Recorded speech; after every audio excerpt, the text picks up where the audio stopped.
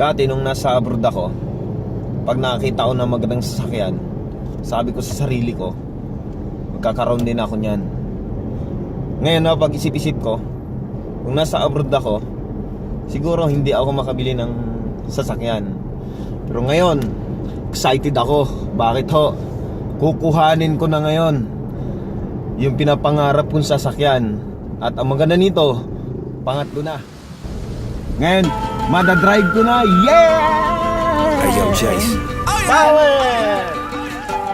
Say something to her. Holla at her. I got one question. How'd you fit all that in them jeans? You know what to do with that big fat butt. Wiggle, wiggle, wiggle.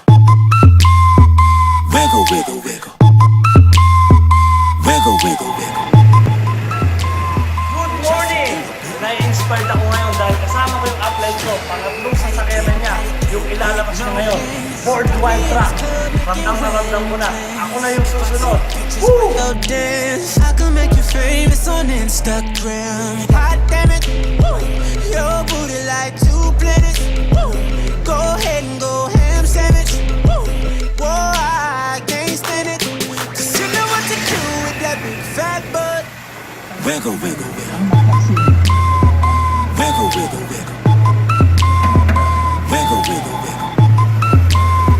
Just a little bit. Cadillac, Cadillac, pop that trunk. Let's take a shot, alley-oop that don't. Tired of working at 9 to 5. Well, baby, let me come and change your life. Hot damn it. Woo. Your booty like Ay grabe ho. Iba yung amoy pagbago. Kaya ho, ito na. Kuhang-kuha, hawak na naman. Grabe ho, dati ho, pinapangarap lang. Buti na lang nasa Global ako. Kasi kung wala ako sa Global, siguro yung pangarap ko na sasakyan na to, hindi ko makukuha. Di ba sabi ko nga, nasa abroad ako. Ang tagal-tagal ko sa abroad. Hindi pa ako nakabili ng sasakyan. Samantalang sa Global ho, sa maikling panahon lang, 3 sasakyan na ho, plus isang bahay pa. Maraming hindi sumama sa akin. Ini-invite ko sila, ayaw. Ini-message ko sa Facebook ho, ayaw ho nila. Hindi na ho nagre-reply sa akin. Ngayon, okay lang naman sa akin. Kasi baka ay mahirap naman pilitin ho yung ayaw.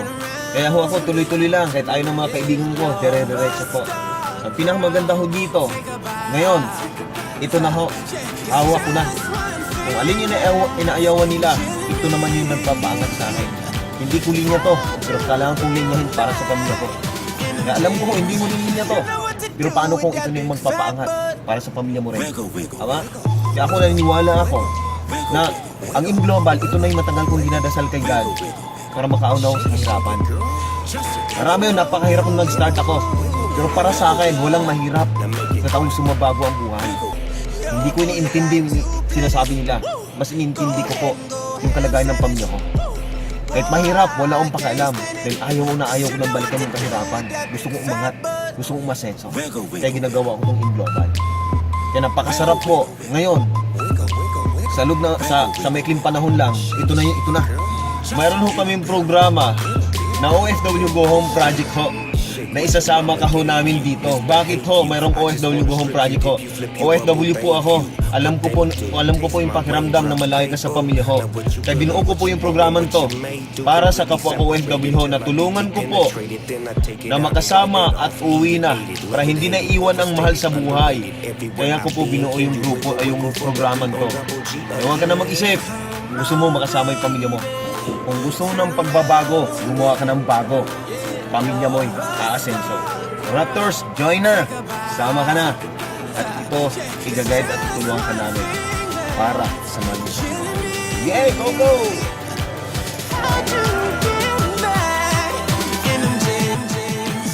You know what to do with that big fat butt. Wiggle, wiggle, wiggle. Grabe, kaya yung susi na to, yes! Grabe ho, dati pangarap lang. Ngayon, natupad dahil sa Global.